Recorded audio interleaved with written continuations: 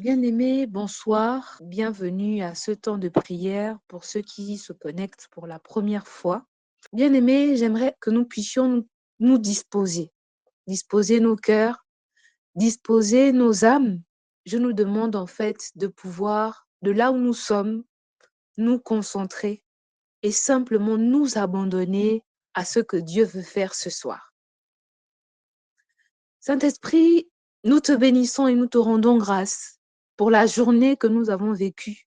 Merci pour les grâces, pour tes grâces qui sont encore renouvelées en ce jour pour nous ou qui se sont encore renouvelées en ce jour pour nous. Merci Seigneur parce que tu es bon. Merci Seigneur parce que tu as permis que nous soyons encore en vie aujourd'hui pour écouter ce message et certainement pour témoigner après ça. Nous te demandons, Seigneur, de prendre soin de nos cœurs, de veiller sur toutes les personnes qui passent des moments difficiles, les personnes qui ont leurs frères et leurs sœurs hospitalisés, les personnes qui ont des membres de leur famille qui sont malades, des personnes qui ont même perdu des êtres chers en cette fin d'année. Seigneur, viens prendre le contrôle dans chacune de nos vies afin de nous réconforter parce que nous avons besoin de toi. Seigneur, sans toi, rien n'est possible. Nous avons besoin de toi. Viens véritablement prendre le contrôle de nos cœurs et de nos âmes. Rappelle-nous, Seigneur, que sans toi, nous ne pouvons pas prendre soin de nos âmes, comme nous pouvons prendre soin des personnes qui sont chères à nos yeux et chères à nos cœurs. Nous venons te demander, Seigneur, ce soir, de prendre encore le contrôle et de faire comme tu veux. Déploie manifestement ta puissance, envahis-nous de ta gloire, empêche à tout esprit des ténèbres de nous distraire tout au long de ce temps de prière. Nous nous recommandons pleinement à toi et nous nous abandonnons à toi. Nous te disons déjà merci, Saint-Esprit, pour tous les miracles qui seront opérés ce soir à travers toutes les personnes qui sont présentes à ce temps de prière et même celles qui écouteront l'enseignement de ce soir sur YouTube en ligne. Amen. Le thème de ce soir, c'est les grâces de la communion fraternelle. Bien-aimés, nous avons eu une série d'enseignements sur la fraternité, comment se comporter lorsqu'on est frère et sœur en Christ, quelles sont les qualités d'un frère et d'une sœur en Christ, et aussi quelle est l'importance en fait de la prière des frères. Et ce soir, nous nous sommes rassemblés pour parler des grâces de la communion fraternelle. Je ne reviendrai pas sur les précédents thèmes d'enseignement parce qu'ils ont été très, très édifiants, donnés par le berger et ma sœur Paul Marcel. Et ce soir, je vais mettre un accent particulier sur l'importance et les grâces qui découlent justement de la communion fraternelle. Ce qu'il faut déjà savoir, en fait, c'est quoi concrètement la communion fraternelle? Qu'est-ce qu'elle met véritablement en lumière?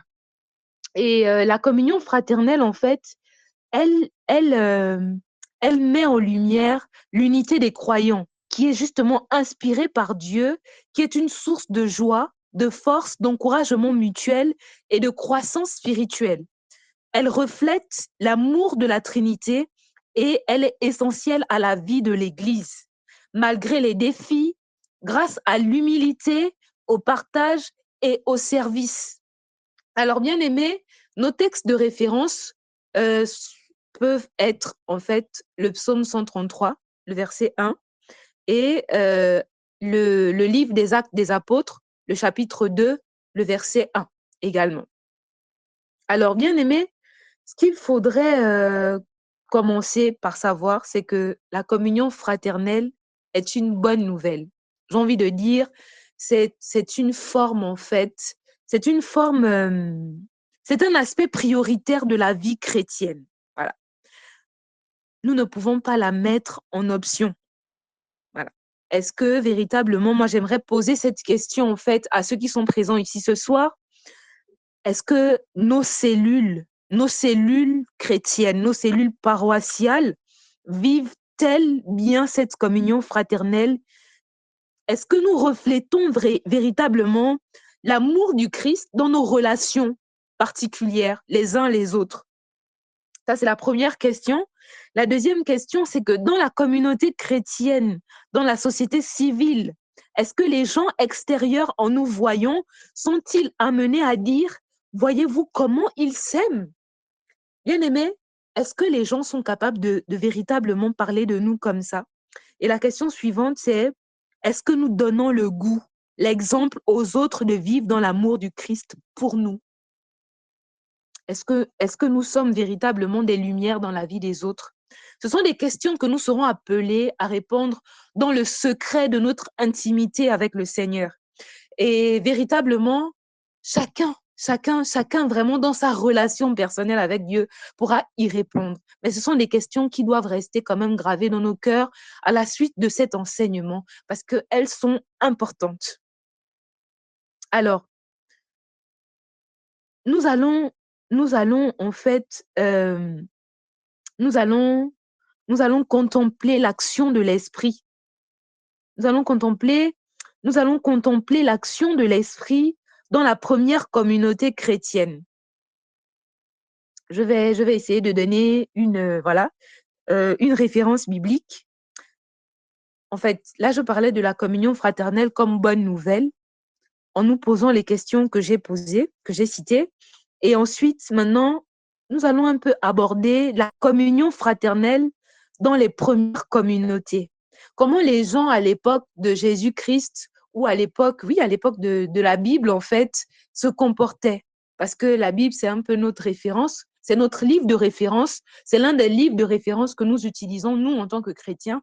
Et c'est ce qui nous montre, en fait, ce que Dieu attend de nous dans la plupart des versets bibliques. Et là, j'ai envie de citer Actes des Apôtres, le livre des Actes des Apôtres au chapitre 2, les versets 42 à 47, qui disent ceci: tous ceux qui étaient devenus croyants vivaient ensemble et ils mettaient tout en commun.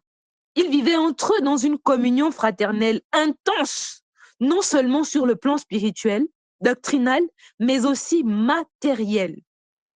Ils vendaient leurs propriétés et leurs biens pour en partager le prix entre tous selon les besoins de chacun. Bien aimés, nous comprenons ici que le sens du partage des biens spirituels, mais aussi les biens matériels, comme par exemple le don régulier financier. Ce mode d'expression est tiré de l'exemple de vie des premiers chrétiens. Voilà. Il est évident que la communion entre nous ne peut pas rester uniquement en parole, elle doit aussi se rendre visible et matérielle. Bien-aimé, il ne suffit pas de dire à son frère que tu es mon frère en Christ. Je pense que parmi les qualités d'un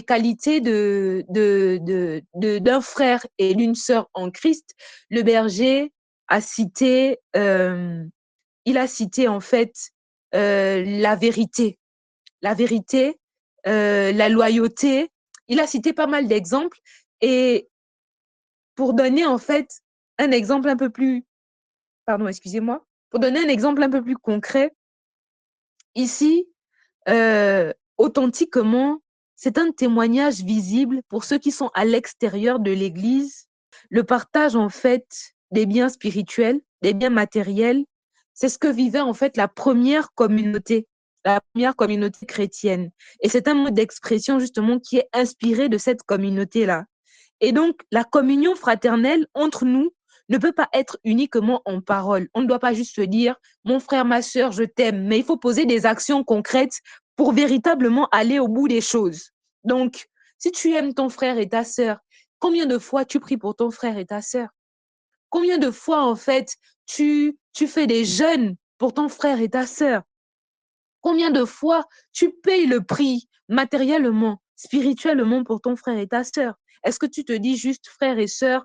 Tu dis juste que c'est ton frère et ta sœur ou ta sœur parce qu'en réalité, vous partagez la même, vous faites la messe ensemble, vous êtes dans le même apostolat, voilà, vous vous voyez tous les jours, mais quelles sont les actions concrètes que tu poses à l'image de ce qu'inspire la Bible, notamment à travers les actes des apôtres, euh, que tu poses en tant que frère dans la vie de ton frère ou de ta sœur. Voilà. Donc, elle doit aussi se rendre visible. La communion fraternelle, bien aimée, vécue authentiquement, est un témoignage. Bien aimé, c'est un témoignage lorsqu'on la vit authentiquement. J'ai envie de donner un exemple très concret. j'ai souvent eu des difficultés. Il m'est arrivé d'avoir beaucoup de difficultés dans mon parcours de vie personnelle et ont, certains de mes frères en Christ ont été là pour moi. Je vais vous prendre un exemple assez concret. Une fois, j'ai eu besoin en fait de relancer mon activité entrepreneuriale et j'ai une sœur qui m'a vraiment aidée. C'est-à-dire qu'elle m'a acheté tout le matériel à hauteur de plus d'1 million de francs CFA. Elle m'a payé même un billet d'avion pour aller passer un week-end dans une ville en province, en fait, pour vendre mon matériel, pour vendre mes produits, en fait, et me faire connaître. Bien aimé, combien de frères et sœurs en Christ feraient ça pour nous? En fait, c'est-à-dire que elle ne l'a pas fait avec le désir de s'en vanter. Bien aimé, quand j'ai commencé même mon activité entrepreneuriale, il y a une autre de mes sœurs en Christ qui m'a trouvé le capital dont j'avais besoin pour lancer mon activité. C'est pour vous dire en fait que lorsqu'on est véritablement frères et sœurs en Christ, on peut répondre dans la communion fraternelle à un besoin pour un autre frère ou une sœur en Christ. Et donc, lorsque c'est vécu dans la vérité, dans la sincérité, en fait, ça fait de nous des témoins authentiques de l'amour du Christ et on vit véritablement cette communion fraternelle. Donc, le témoignage ici, il doit être visible pour ceux qui sont à l'extérieur de l'Église. Parce que, en réalité, les gens sont souvent un peu sceptiques. Ils vont se dire, mais elle va à l'Église tout le temps, elle lit ça, elle lit ci, mais elle se comporte différemment de ce qu'elle fait. En général, les chrétiens d'aujourd'hui, les chrétiens du 21e siècle, ils vont à la messe, ils vont à l'Église, ils fréquentent les lieux de culte, mais ils ne témoignent pas de la vérité de Jésus-Christ, Seigneur et Sauveur. Ils ne confessent pas l'éducation que le Seigneur Jésus-Christ nous donne comme modèle.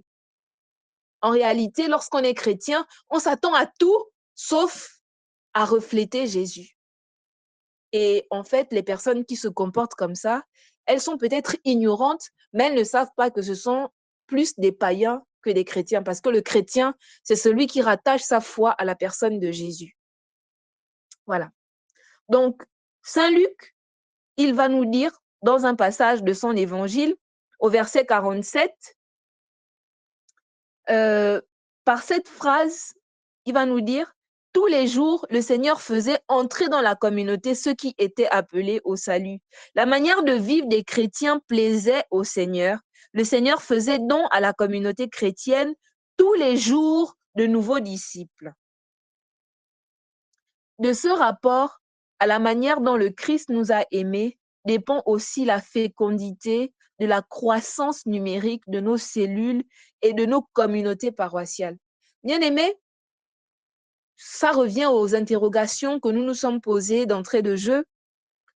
Quels sont les actes en fait que nous posons en tant que frères, en tant que sœurs en Christ pour justement refléter l'image du Seigneur? La manière de vivre de certains chrétiens plaisait au Seigneur. Ça, c'est ce que Luc nous dit. La manière de vivre de certains chrétiens plaisait véritablement au Seigneur. Est-ce que dans notre manière de vivre avec notre frère et notre sœur, est-ce on peut se demander, est-ce qu'on peut être sûr ou est-ce qu'on peut être convaincu que ça reflète en fait la volonté de Dieu? Est-ce qu'on peut être sûr que Dieu est fier de nous depuis l'endroit où il nous regarde? Est-ce qu'on peut être convaincu que l'attitude qu'on a en tant que frère appartenant à une communauté est digne de ce que Dieu attend de nous? Question existentielle, chacun est appelé à répondre dans son cœur face à sa relation sincère avec Dieu. Ensuite, la communion fraternelle bien-aimée, il faut la construire. Donc, parce que, excusez-moi, mais lorsque la communion fraternelle n'est pas construite, on peut manquer de vigilance et on peut tomber dans ce qu'on appelle en fait une fraternité déviante. Il faut qu'on soit vigilant dans la construction de la communion fraternelle. Pourquoi? Parce que la communion fraternelle, bien aimée, comme le Christ nous l'a enseigné, nous savons bien que c'est la fraternité. La fraternité peut être déviée. La Bible nous l'enseigne dans le livre de la Genèse, au chapitre 4, les versets 1 à 16. Caïn qui tue son frère Abel. Les hommes s'unissaient dans le mal. En fait, ici, il est question de construire la fraternité, la communion fraternelle dans le bien. Si on lit le chapitre 12 du livre de Romains, on comprendra en fait que Saint Paul nous invite à faire le bien plutôt que le mal, à rejeter le bien, quand bien même on serait victime de mal. Bien aimé, combien de fois dans nos communautés, nous nous unissons pour faire des commérages? Combien de fois dans nos communautés, nous nous unissons pour faire du mal à nos frères? Combien de fois dans nos communautés, nous nous réjouissons du malheur des autres? Regarde, il est tombé. Oh mon Dieu. C'est lui qui se prenait pour le grand prédicateur, non? Mais regarde, elle est tombée. C'est elle qui se prenait pour la grande prédicatrice toute parfaite. La juste qui ne péchait que 7 fois. Bien aimés, soyons très vigilants dans la construction de notre fraternité, de notre communion fraternelle, de ce que nous appelons communion fraternelle et de ce que nous mettons derrière la communion fraternelle. Je pense que dans l'un des enseignements que le berger a donné sur les qualités d'un frère et d'une sœur en Christ, et même quand il parlait de être frère et sœur en Christ, bien aimé, il nous rappelait en fait que nous ne sommes pas frères et sœurs en Christ pour boire dans le vin. Nous ne sommes pas frères et sœurs en Christ pour nous associer dans le mal. Nous sommes frères et sœurs en Christ pour confesser et témoigner de l'amour de Jésus, de l'amour du Dieu qui nous unit. Nous ne sommes pas frères et sœurs en Christ pour nous unir dans les manigances de Satan. Parce que sinon, à ce moment-là, nous ne confessons plus le Christ, nous confessons autre chose que Dieu. Bien aimés, donc faisons très attention. Genèse 6, 5 nous rappelle encore, le Seigneur vit que la méchanceté de l'homme était grande sur la terre et que son cœur ne formait que de mauvais desseins à longueur de journée. Bien aimé, la Bible dit quoi? C'est de l'abondance du cœur que sortent les paroles de la bouche. Il faut qu'on puisse aussi prendre soin de nos âmes. Il faut qu'on prenne soin de nos âmes pour refléter de bonnes paroles, pour refléter des sentiments positifs, pour confesser la vie de Dieu en nous. Mais pour réussir à le faire, il faut que nous puissions être en communion avec Dieu. Parce que cette communion fraternelle-là, la première personne qui l'inspire, la première personne qui la donne, c'est la personne de Jésus. C'est la personne du Saint-Esprit qui impulse en nous l'amour qui est dégagé de nos cœurs ou qui est développé justement dans nos cœurs pour pouvoir aimer nos frères et sœurs. Ça ne peut pas se faire de façon magique, ça ne peut pas se faire de façon instinctive, ça doit se faire avec l'aide de Jésus, avec l'aide de Dieu. Donc, ils se sont unis de nouveau pour construire la tour de Babel. Ça, c'était à l'époque dans le livre de la Genèse, chapitre 11, les versets 1 à 9, et puis le verset 4. Allons, bâtissons-nous une ville et une tour dont le sommet pénètre les cieux. Dans les villes antiques de Mésopotamie, les hommes construisaient des tours comme moyen pour rencontrer leurs dieux. L'auteur sacré nous montre à travers ce récit la manifestation de l'orgueil insensé. Bien aimé, c'est souvent les mauvais sentiments, ce sont souvent les mauvais fruits, c'est l'orgueil, c'est la méchanceté de l'homme qui nous pousse en fait à nous éloigner ou à tronquer la communion fraternelle définie par la personne de Jésus. Donc, ça nous emmène justement à défier Dieu, à s'égaler à lui, un peu comme ceux qui ont voulu construire la tour de Babel pour vouloir rencontrer leur propre Dieu. Voilà. Dieu sait que le jour où vous en mangerez, vos yeux s'ouvriront et vous serez comme les dieux. La tentation bien-aimée du serpent dans le jardin se renouvelle. En fait, quand je rappelle en fait que nous devons faire attention, c'est autant d'exemples pour nous dire en fait que nous devons vraiment faire attention dans la conception de la communion fraternelle. Donc, à la suite de Ève et d'Adam, l'homme a tenté de s'élever au niveau de Dieu. Et il faut faire très attention parce que on ne doit pas essayer de voler à Dieu sa gloire. On ne doit pas essayer de faire comme Satan a agi. C'est pour cela que lorsque nous sommes dans une communauté, lorsque nous appartenons à une équipe, il faut vraiment que nous puissions faire comme on ferait en fait, avancer en tenant compte du plus faible. Cette fraternité est orgueilleuse, bien aimé. La fraternité qui s'inspire en fait du mal, la fraternité qui cherche à détruire, la fraternité qui cherche toujours à calomnier, la fraternité qui cherche à rabaisser, la fraternité en fait qui cherche à humilier. Bien aimé, elle est tout sauf de Dieu. Et l'homme finit par se diviser et se disperser. Donc, bien aimé, à chaque génération, les hommes construisent leur propre tour de Babel qui les emmène à se diviser, à s'écraser, à s'entretuer, à ne pas se comprendre, car chacun essaie d'être au-dessus de l'autre. Bien aimé, le berger nous l'a dit, parfois, il faut accepter d'être tolérant à l'égard des autres. La différence fait que nous nous rappelons qu'il y a des choses que nous ne savons pas faire. Nous ne pouvons même pas tout savoir. Il y a des choses qui font que, bon, tu ne connais pas tout, tu ne maîtrises pas tout, tu ne peux pas tout maîtriser, tu ne peux pas tout connaître. Donc, laisse aussi l'autre t'apprendre. Laisse aussi l'autre, par sa différence, te donner ou se donner pour que vous puissiez vivre une bonne communion fraternelle. Bien aimé, c'est très important. C'est très important. Et j'aimerais rappeler ceci, c'est vraiment très, très important parce que construire la fraternité, construire la communion fraternelle, c'est de Dieu. Et chercher à diviser, c'est tout sauf de Dieu. Et on vit beaucoup ce genre de comportement dans nos milieux chrétiens.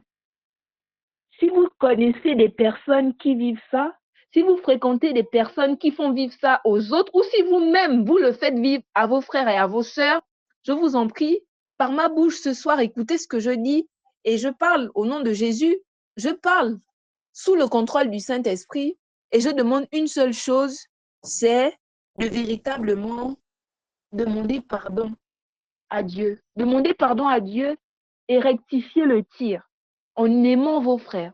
Demandez à Dieu, Seigneur, j'aime prendre soin des personnes que j'aime, mais j'aimerais aussi prendre soin de mon âme, parce que c'est quand une âme, c'est quand une âme va mal, c'est quand il y a quelque chose au-dedans de nous qui ne va pas bien, qu'on agit ainsi.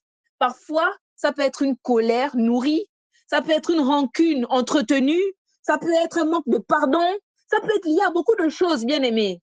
Donc vraiment, arrêtons d'être on va dire quoi, des méchants pour nos frères.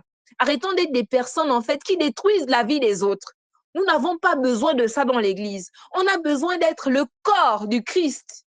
Et si nous devons être le corps et les membres du Christ, bien aimés, nous devons être unis et construire une vraie fraternité. Une vraie fraternité basée sur la vérité. La vérité qui est d'abord la personne de Jésus.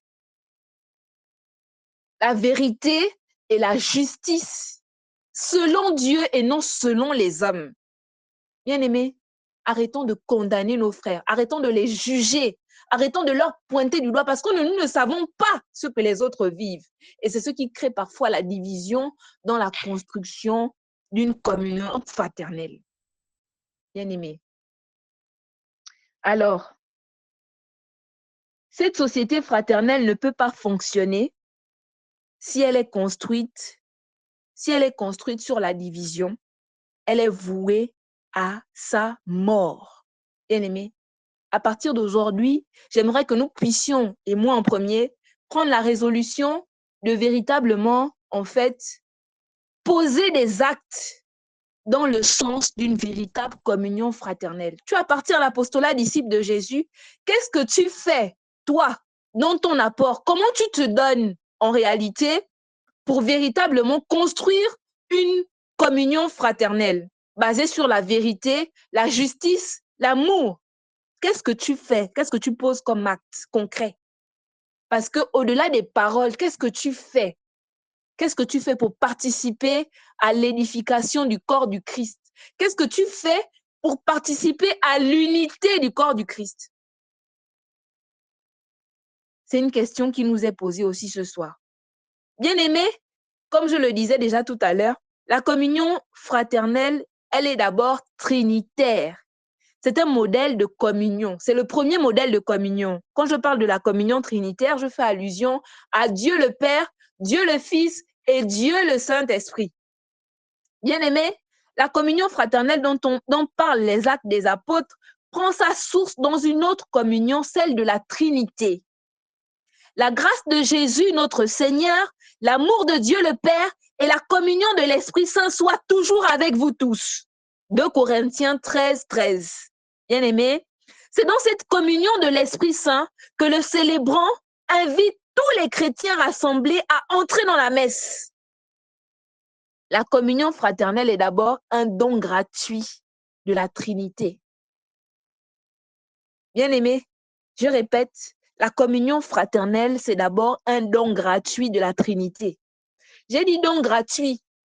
Si Dieu se donne gratuitement à nous, pourquoi nous ne pouvons pas nous donner gratuitement et entièrement à nos frères et sœurs? Pourquoi il faut toujours qu'il y ait de la rétention et dans cette rétention, une forme de condamnation liée à la division? Bien-aimé, le don gratuit. Aujourd'hui, rappelle-toi que la communion fraternelle est d'abord inspirée du don gratuit de l'amour de Dieu qui se donne à nous. À son image, donc, nous devons aussi nous donner gratuitement à nos frères. Oui, mais je lui ai déjà pardonné 10 000 fois. Il ne fait que recommencer. Qu'est-ce que Jésus a dit à Pierre? Pardonne 70 fois 7 fois. Bien-aimé, si tu n'es pas capable de vivre ou de faire l'effort d'accepter la profondeur, la grandeur, la véracité, sinon même la difficulté de la parole de Dieu, abandonne le christianisme. Parce que c'est ce à quoi Dieu nous appelle. C'est difficile. Pourquoi? Vous vous rappelez du monsieur à qui Jésus avait dit, mais Seigneur, j'ai fait tout ce que tu m'as demandé, mais je ne comprends pas pourquoi, en fait, je ne suis pas encore proche de toi. Et Jésus va lui dire, va, vends tous tes biens et suis-moi. Il va partir triste parce qu'il sait qu'il a tellement de biens qu'il ne peut pas facilement laisser ça. Et c'est la même chose, c'est le même rapport que nous avons avec la parole de Dieu. Bien-aimé, la parole de Dieu est vérité. La parole de Dieu est véracité. La parole de Dieu, c'est le logos. La parole de Dieu est vivante. Bien-aimé, lorsque la parole de Dieu nous recommande de faire quelque chose, de poser un acte, en fait, pour tester notre relation avec le Seigneur, parfois, il faut essayer d'obéir à la parole de Dieu. Ce n'est pas facile. C'est pas facile, mais ça ne veut pas dire que c'est impossible. Donc, je reviens au don gratuit, au don d'amour gratuit de la Trinité. L'invitation à rentrer dans la vie divine n'est pas seulement individuelle, bien aimé. Chacun pour soi, mais plus fortement dans une communauté de tous les croyants. C'est l'Esprit Saint, par son action, qui réalise cette communion vraie entre les hommes. La communion, bien aimé, des trois personnes divines devient le modèle de communion entre les croyants. Jésus dit qu'ils soient un comme nous sommes un. Jean 17, 21, 22, versets 21 à 22. Qu'ils soient un comme nous sommes un, bien aimé. Le pape Benoît XVI disait ceci: cette vie de communion avec Dieu et entre nous est la finalité propre de l'annonce de l'Évangile, la finalité de la conversion au christianisme. Bien-aimé, Saint Jean va encore le dire avec ces mots dans sa lettre, dans sa première lettre au chapitre 1, le verset 2.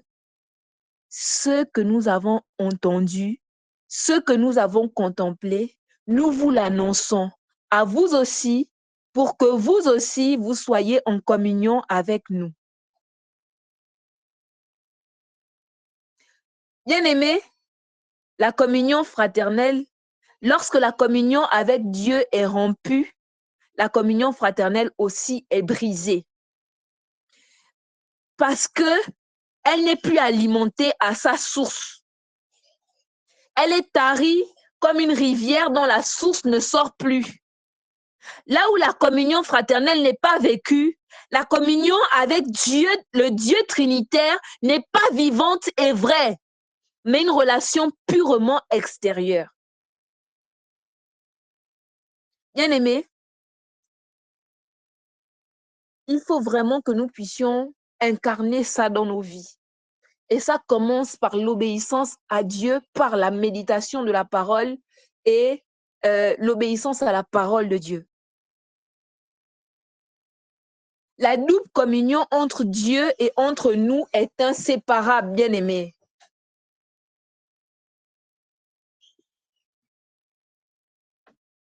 Donc, la double communion, bien-aimés, entre nous et entre Dieu est inséparable. En fait, sans Dieu, il n'y a pas de communion fraternelle.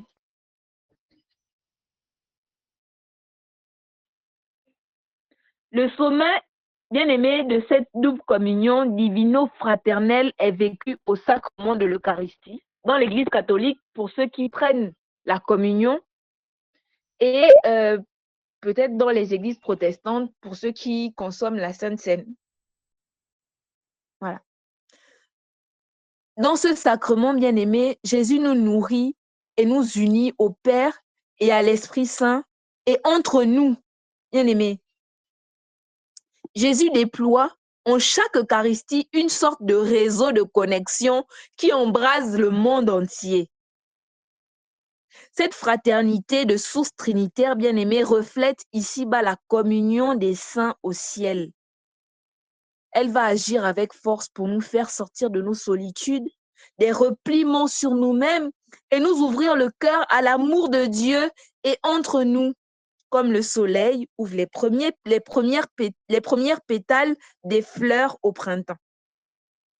Bien-aimés, sans ce don de l'unité fait par l'Esprit Saint, le déchirement de l'humanité est inévitable.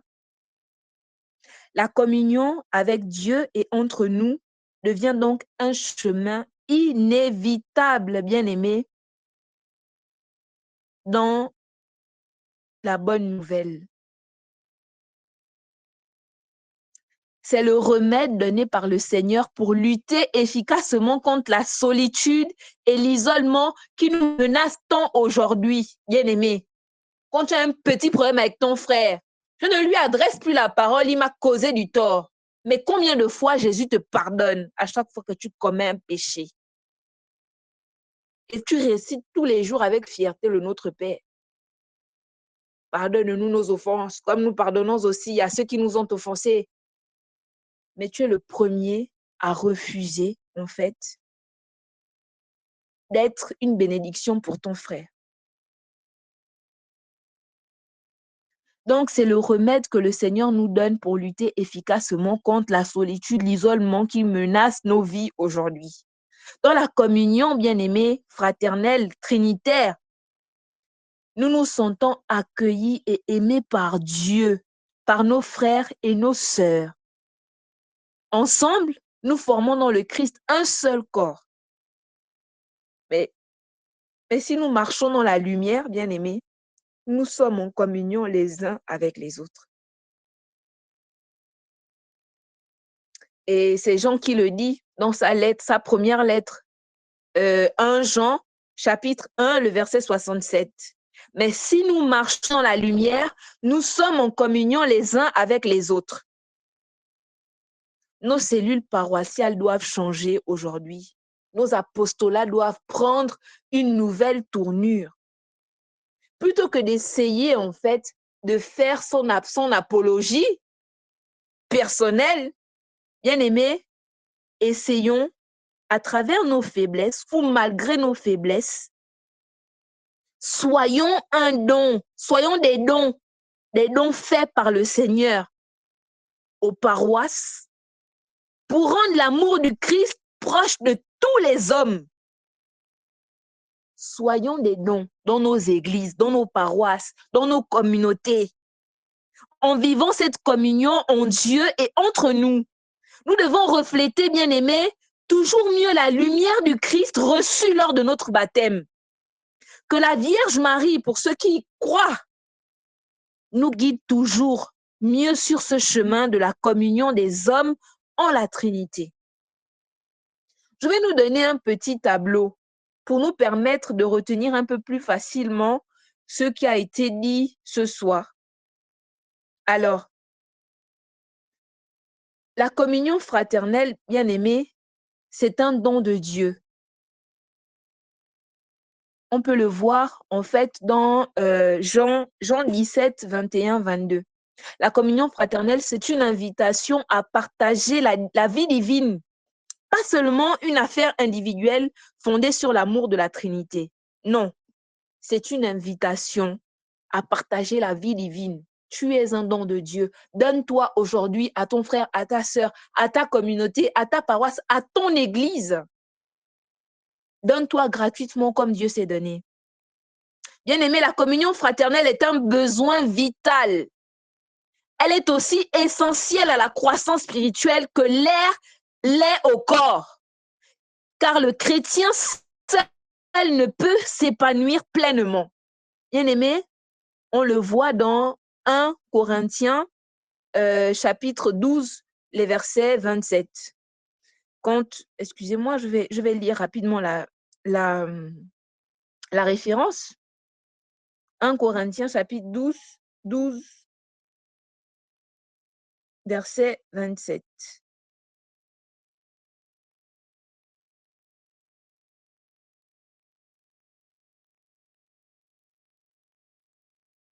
Donc, voilà. Verset 27.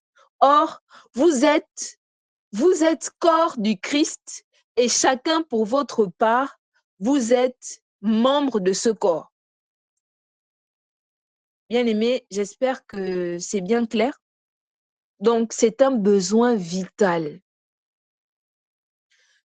C'est aussi une source de bénédiction, bien-aimé. Je pense que le berger l'a dit dans les précédents enseignements quand il disait que tu peux bénéficier de la grâce qui repose sur la vie de ton frère. Bien-aimé, c'est réel. Et c'est le psaume 33 qui nous le rappelle. Le psaume 33 compare cette bénédiction à l'huile précieuse et à la rosée, apportant onction, joie et vie éternelle. Bien-aimé, ce sont les fondements ou les premiers fondements de la communion fraternelle. Allons sur les grâces et les bénéfices, bien-aimés. La communion fraternelle apporte la joie et le rafraîchissement.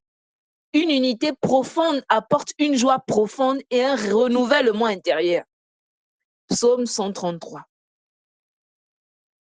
Bien-aimé, soutien mutuel.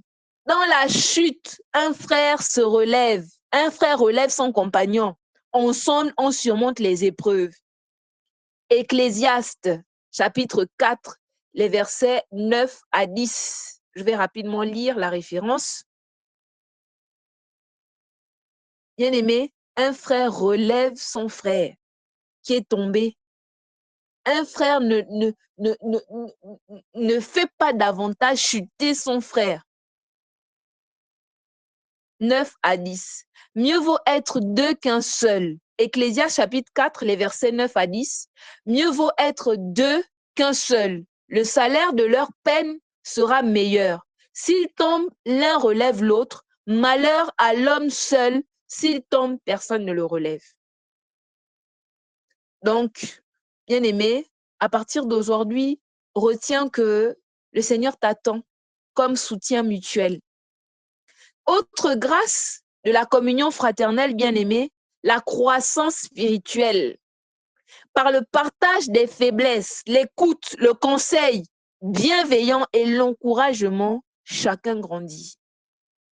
Bien-aimés, je pense que beaucoup parmi nous ici vivent ça dans certaines relations. Relations, je dis bien fraternelles chrétiennes. En tout cas, moi, je peux en témoigner. Je le vis et je l'ai souvent vécu avec certains de mes frères au sein de disciples de Jésus. La croissance spirituelle, bien-aimé, on apprend aussi de l'autre. Lorsque tu vois, en fait, les faiblesses de l'autre ou bien les éléments qui ont permis qu'il chute, tu peux, toi, te raviser en te disant que, ah, mon frère a été un bon témoin pour moi, mais je pourrais faire l'effort de ne pas commettre les mêmes erreurs que lui parce qu'il m'a déjà partagé son expérience. Ça te permet aussi de grandir dans tes choix, de grandir dans ta relation avec le Seigneur parce que tu as un partage d'expériences mutuelles. Croissance spirituelle, bien-aimé. Autre grâce, le corps du Christ est fonctionnel.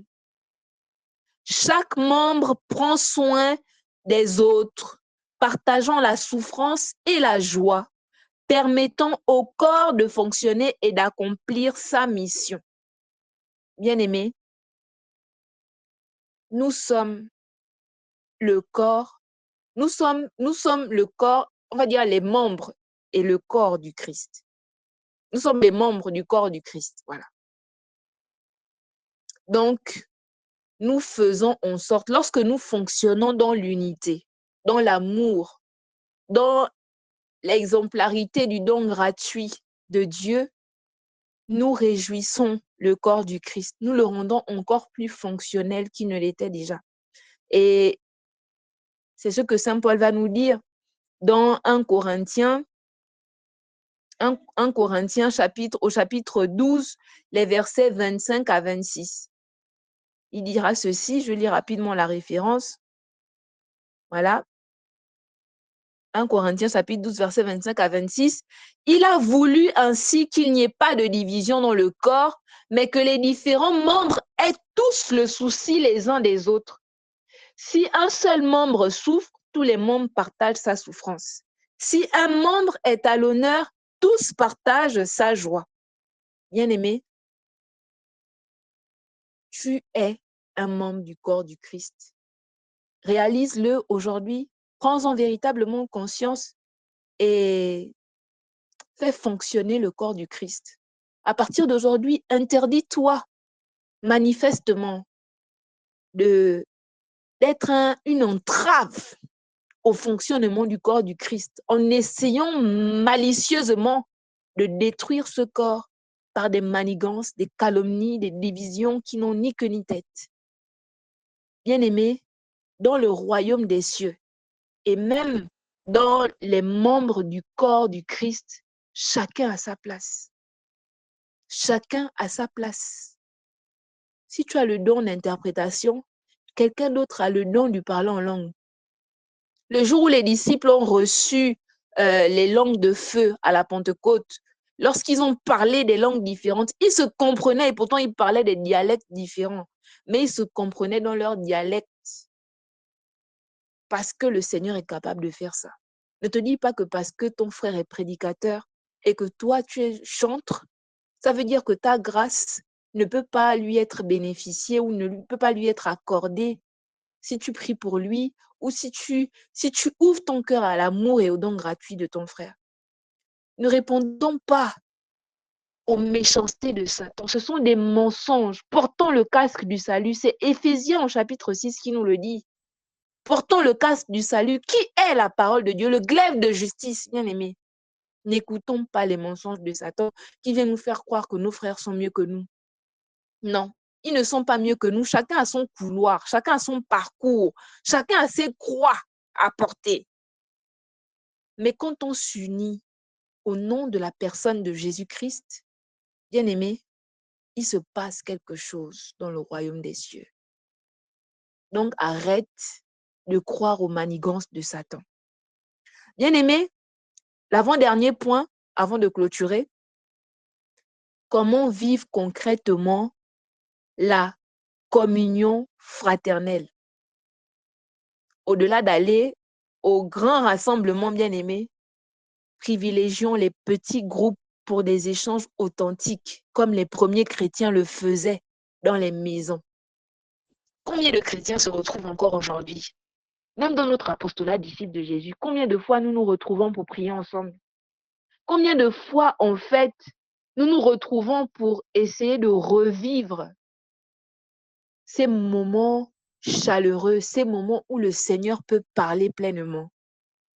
Privilégions les petits groupes pour des échanges authentiques, bien-aimés. Aujourd'hui, on veut aller dans des grands rassemblements. C'est pas mauvais, hein? C'est pas mauvais de vouloir aller rencontrer le grand Joshua Selman ou bien le grand Benny Hinn. Mais dans ta communauté, mon frère, ma sœur, qu'est-ce que tu privilégies pour te donner gratuitement? Bien-aimé, il nous faut aussi, pour bien vivre la communion fraternelle et la vivre concrètement, il nous faut l'humilité et la transparence, bien-aimé. Il faut savoir admettre ses erreurs, demander pardon et partager ses sentiments avec honnêteté. Je vous donne la référence. Je ne vais pas forcément lire parce qu'on n'a plus beaucoup de temps, mais vous pourrez trouver en fait ce que je dis là dans Jacques au chapitre 4, le verset 6. Humilité et transparence. Apprenons à demander pardon à nos frères. Apprenons à reconnaître que oui, nous avons fauté. Peut-être la façon dont je t'ai fait la remarque en public n'était pas correcte. J'aurais dû te parler dans l'ombre ou bien dans un coin, en secret. J'ai mal agi. Je te demande pardon parce que je t'en ai voulu pendant un moment et ça m'a fait du mal. Je te dis ce que je ressens parce que je veux me libérer de ce sentiment qui ne me fait pas de bien. Combien de fois on le fait véritablement, frères et sœurs? Arrêtons les commérages. La suite, c'est la suite. pour, pour comprendre en fait comment vivre concrètement la communion fraternelle, il faut arrêter les commérages. Ne pas écouter les fauteurs de troubles, mais confronter avec amour ceux qui divisent. Même ceux qui divisent là, faut pas trop, faut les exposer avec amour. Bien aimé. Quand quelqu'un vient te dire, quand Paul Marcel m'avait dit ça, ah bon? Moi, je me posais les questions. Je pars directement toucher du doigt. Paul Marcel est venu te dire ça, ok, je vais répéter un peu à Paul. Je vais dire à Paul Marcel, en fait. Et j'essaie de vous confronter. Ah, mais tu vois, mais j'ai appris par tel que, voilà. Ah bon? Mais pas pour chercher à diviser. Et puis après, quand tu te rends compte que ton frère a mal agi, tu vas lui dire non. Ce que tu as fait la dernière fois, là, ne refais plus ça. Parce que je m'entends bien avec Paul Marcel. Je sais que Paul Marcel, c'est quelqu'un qui développe quand même des fruits positifs dans sa vie. C'est vrai qu'elle n'est pas parfaite, mais ce que tu as dit là, ce n'était pas vrai. Il faut arrêter. Convertis-toi, mon frère, ma sœur. C'est pas facile, oh. On est en train de parler, mais dans l'action, c'est pas toujours facile. Bien-aimé, tout ça, ça fait partie de l'acceptation de la parole de Dieu dans nos vies. Accepter d'obéir à la parole. Et pour référence, en fait, je nous invite à lire le livre des Proverbes au chapitre 20, le verset 19. Voilà.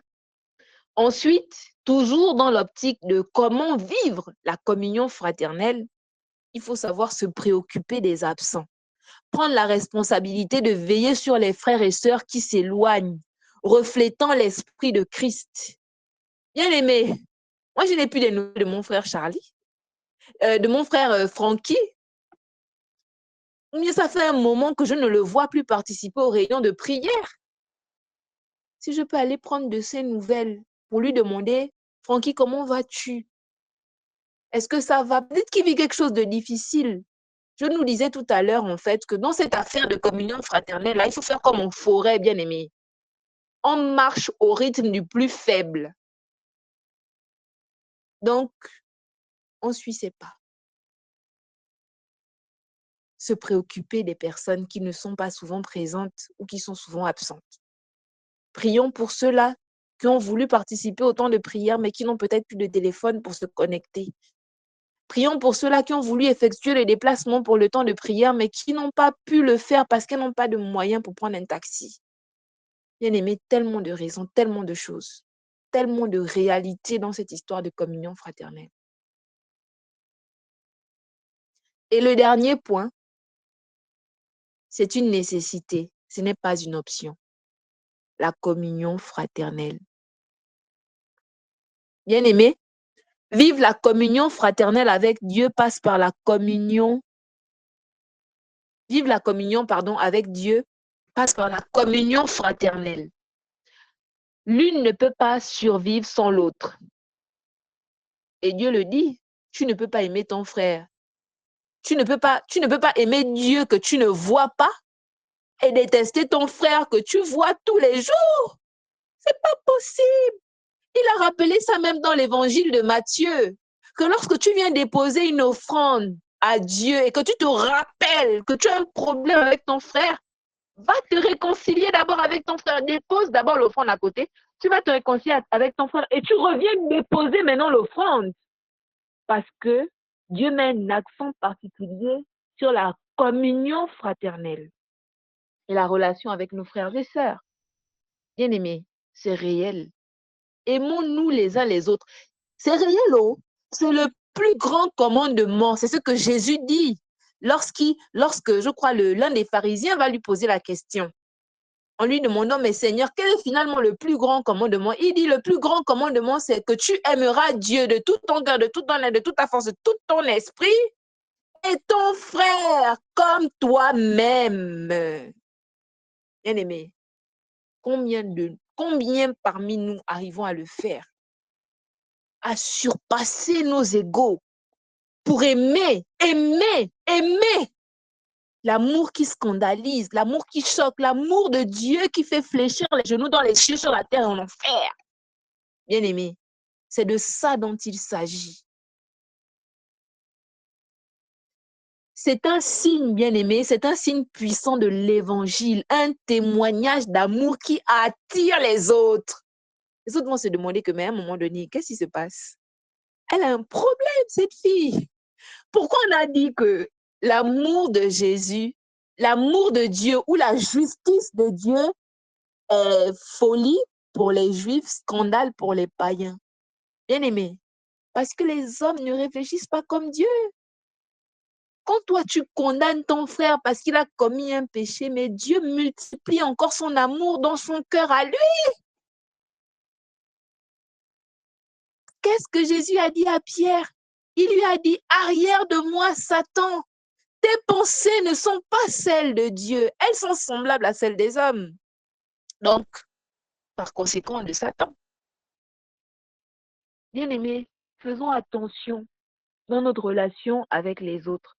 Retenons ceci, la communion fraternelle est une nécessité, ce n'est pas une option. Et je vais terminer en nous lisant l'évangile de Saint Jean, chapitre 13, verset 35. Jean 13, verset 35. À ceux-ci, tous reconnaîtront que vous êtes mes disciples, si vous avez de l'amour les uns pour les autres. Bien-aimés, c'est vraiment ce qui vient englober l'ensemble de la série des enseignements sur la fraternité. L'amour. Si on me demandait en fait, c'est quoi la communion fraternelle? Je dirais, la communion fraternelle, c'est l'amour. L'amour. L'amour de Dieu et moi, et l'amour de moi et mon frère ou ma sœur, à l'égard de mon frère ou de ma sœur. Bien-aimés, j'ai terminé cet enseignement sur la communion fraternelle. J'espère que nous avons pris des résolutions, moi en premier. J'espère que nous avons véritablement pris des résolutions pour poser des actes d'amour. Les actes d'amour que Jésus attend de nous en tant que membre de cet apostolat, en tant que membre d'une communauté, en tant que paroissien d'une paroisse, en tant que membre d'un ministère, d'une église, je ne sais pas. en tant que responsables, bien-aimés, Dieu attend de nous, Dieu attend de chacun de nous des actes concrets d'amour à l'égard de nos frères et sœurs. Et cet amour-là ne peut pas être vécu sans lui, invoquant toujours la puissance du Saint-Esprit. Battons-nous pour communier, pour nous connecter à la grâce de Dieu. Nous connecter à la grâce de Dieu pour pouvoir aimer nos frères et sœurs. Et c'est ce que dit le livre de Romains au chapitre 5, le verset 5. L'espérance ne sera point perdue. L'amour de Dieu est répandu dans nos cœurs par le Saint-Esprit. Nous avons besoin du Saint-Esprit. De la même manière que Jésus ne pouvait pas poser un acte, ne pouvait pas faire un miracle sans la personne du Saint-Esprit, nous ne pouvons pas vivre la communion fraternelle sans la personne du Saint-Esprit, sans la personne de la Sainte Trinité, ou sans les personnes de la Sainte Trinité, sans Dieu le Père, sans Dieu le Fils et sans Dieu le Saint-Esprit. Donc, soyons richement bénis, que le Seigneur visite nos vies, qu'il étende pleinement et puissamment sa main dans nos cœurs, afin que nous puissions aller au-delà de nos égos, aller au-delà de nos orgueils, pour nous abandonner à l'amour véritable et authentique de la personne de Dieu. Soyons richement bénis. Amen.